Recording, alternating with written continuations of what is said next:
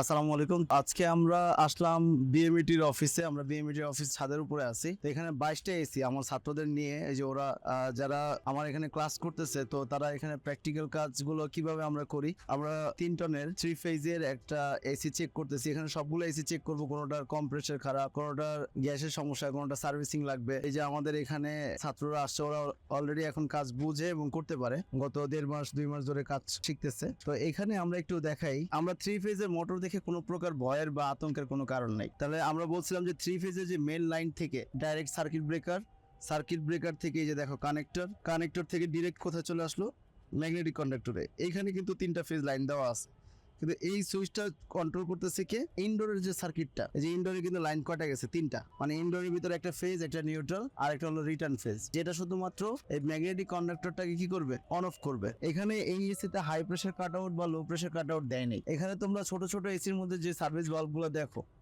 এই সার্ভিস বাল্বটা বড়, এই সার্ভিস বাল্বগুলো আর ওই সার্ভিস বাল্বগুলো একই কাজ, বাট এটা দেখার মধ্যে ডিজাইনের মধ্যে একটু পার্থক্য, বাট একই জিনিস। এইটাও এসির পাম্প ডাউন করার নিয়ম, ছোট এসির পাম্প ডাউন করার নিয়ম একই। এই যে কম্প্রেসারটা, এই কম্প্রেসারটাকে বলা হয় স্মল টাইপ কম্প্রেসার।